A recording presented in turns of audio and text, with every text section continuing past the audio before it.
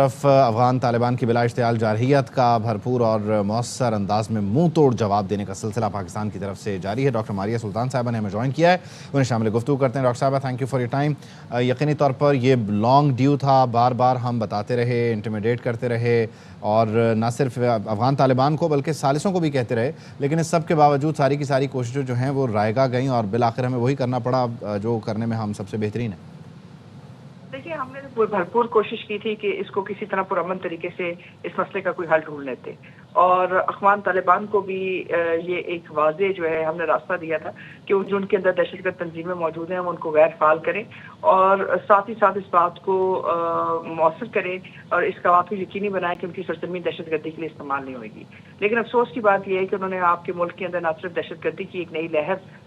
چلانے کی ٹھان لی، بلکہ انہوں نے یہ بھی سوچا کہ جو بھی پاکستان کی فالٹ لائنز ہیں، چاہے وہ شیعہ سنی فساد ہو، چاہے وہ لسانی فساد ہو، ان تمام چیزوں کے لیے انہوں نے ایک دہشت گردی کی ایک پورا پلان بھی بنایا اور اس کے اوپر عمل درآمد بھی شروع کر دیا تھا۔ اور اس کے ساتھ ساتھ جس طرح انہوں نے ایمبولینس کے اوپر آپ کے اٹیک کیا، جس طرح انہوں نے کرک میں اور باقی جگہوں کے اوپر سویلینز کے اوپر اٹیکس کیے، تو آپ کے پاس کوئی آپشن نہیں تھی کہ آپ اس کا جواب دیتے، کیونکہ ایک بات طے ہے، آپ کسی صورت اس بات کی اجازت نہیں دے سکتے ہیں کہ کوئی کرائے کے قاتل جو ہے آپ کے اوپر دہشت گردی کی ایک جنگ عائد کریں اور اس کے بعد یہ سمجھیں کہ آپ اس سے جو ہے اثر انداز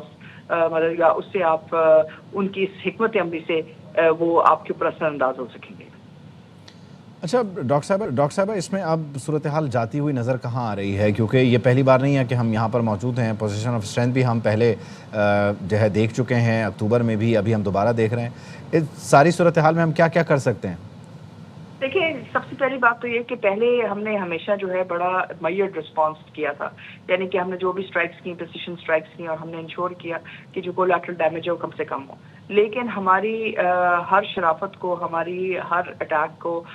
جو ہے انہوں نے کمزوری سمجھا، اور اس کے بعد ان کا خیال یہ تھا کہ جو 33,000 مختلف دہشت گرد ان کے پاس موجود ہیں، ان کی بنیاد کے اوپر وہ پاکستان کے اوپر ایک دہشت گردی کی جنگ جو ہے عائد کر سکیں گے۔ اس وقت آپ وہ تمام اسٹرائکس کر رہے ہیں، جو ڈیپ اسٹرائکس بھی ہیں، جو ان کے ہیڈ کوارٹرز کے اوپر ہیں، وہ ان تمام دہشت گرد تنظیموں کے خلاف جو ہے آپ ایکشن لے رہے ہیں، کیونکہ مسئلہ اس وقت ایکشن کا نہیں ہے، مسئلہ اس وقت یہ ہے کہ آپ اس بات کی اجازت نہیں دے سکتے ہیں کہ آپ مطلب کرائے کے اوپر دہشت گردی شروع کریں۔ دیکھیں، اس وقت ان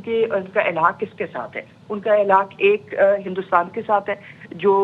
ہندو ہے، دوسری طرف ان کا الحاق اسرائیل کے ساتھ ہے جو یہود ہے۔ اس کا مطلب یہ ہے کہ یہ ایک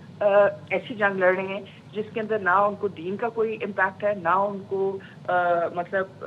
ایک طرح سے آپ کہہ سکتے ہیں نظریات کی کوئی جنگ ہے۔ یہ دراصل یقیناً اور ہر سطح سے ایسی صورتحال ہے جہاں انہیں دہشت گردی کو بطور ایک تجارت استعمال کریں اور اس کے ذریعے وہ خارجہ پالیسی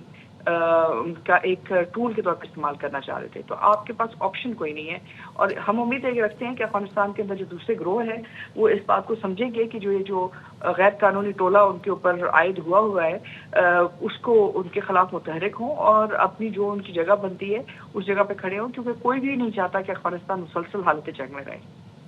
لیکن اس میں اب شروع کہاں سے کرنا ہے ساری صورتحال کو سنبھالنے کے لیے؟ افغانستان کیونکہ ظاہر ہے پہلا قدم لینا پڑے گا، ہم تو پوزیشن آف اسٹرینتھ پہ بھی ہیں اور ہمارا مقدمہ جو ہے وہ بھی آج سے نہیں ہے، پہلے سے ہے اور ہم اس کو ثابت بھی کر سکتے ہیں۔ تو اب افغانستان کے پاس اس لمیٹیشن میں، اس آئسولیشن میں رہتے ہوئے آپشنز کیا ہیں؟ ویسٹ اس کی سننے کے لیے تیار نہیں ہے، رہ جاتا ہے انڈیا اور اسرائیل، تو کیا وہ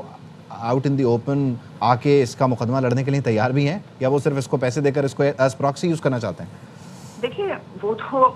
کبھی کہہ رہی ہیں ان کو کہ جی آپ ہمارے اسٹریٹجک مطلب علاق کا حصہ ہیں۔ مسئلہ علاق کے حصے ہونے کا نہیں ہے، مسئلہ دراصل یہ ہے کہ افغانستان لینڈ لاکڈ ہے۔ اگر آپ لینڈ لاکڈ ہیں تو یہ کیا ان کی امداد جو ہے بطور ہوائی جہازوں کے لے کے آئیں گے؟ جی ڈالرز تو لے کے آ رہے ہیں ہوائی جہازوں کے ذریعے، لیکن اگر سرحد جو ہے سب سے بڑی سرحد ان کی پاکستان کے ساتھ ہے، باقی جتنے بھی جو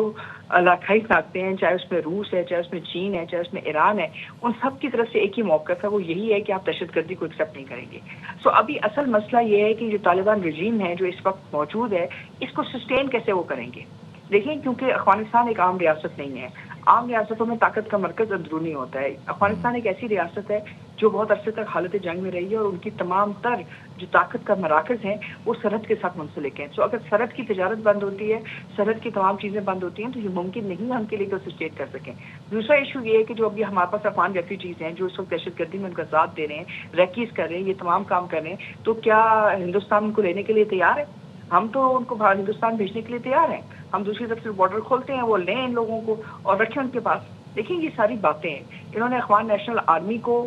جو ہے اس وقت پہلے تربیت دی, اور اس کے بعد جب 2021 میں طالبان آئے تو ان کو انہوں نے ابینڈن کر دیا. یہی کام وہ افغانستان کے طالبان کے ساتھ کریں گے, اور یہ ایک بہت بہترین موقع ہے جہاں ان کو ہندوستان کا یہ چہرہ نظر آئے گا. لیکن مسئلہ یہ ہے کہ یہ چیلنج اتنا آسان نہیں ہے. اب اگر انہوں نے ان آرگنائزیشنز کو سسٹین کرنا ہے, اس حکمت عملی کو سسٹین کرنا ہے, اور آپریشن سندور 2.0 جو دکھا رہے ہیں اس کو سسٹین کرنا ہے, تو اس کے لیے کچھ تو کرنا پڑے گا.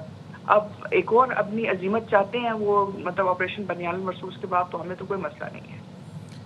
اچھا, اس میں بنیادی طور پہ ایک چیز اور بڑی عجیب ہو گئی ہے کہ اب ان لوگوں کو ایز پراکسی اس کے اگر افغانستان کی صورتحال میں دیکھا جائے, مطلب وہ جو یہ کہتے تھے کہ ہم گریو یارڈ ہیں دنیا بھر کی فوجوں کے لیے, وہ اس وقت بری حالت میں ہیں, انٹرنلی بھی ان کو چیلنجز ہیں, دھڑے بندی کا شکار ہیں, اور پھر پاکستان جو ان کے ساتھ جس طرح سے سلوک کر رہا ہے, جس طرح ان کو ٹریٹ کر رہا ہے جب وہ دہشت گردی کرتے ہیں, تو پھر یہ پراکسی اتنی, مطلب آپ کہہ لیجئے کہ آخری درجے کی جو پراکسی ہے اس کو انگیج کرنے کی انڈیا کو کیا ضرورت پیش آ رہی ہے, یہاں سے وہ اچیو کیا کرنے کی کوشش کر رہا ہے جو اچیو کر نہیں پا رہا بنیادی طور پہ؟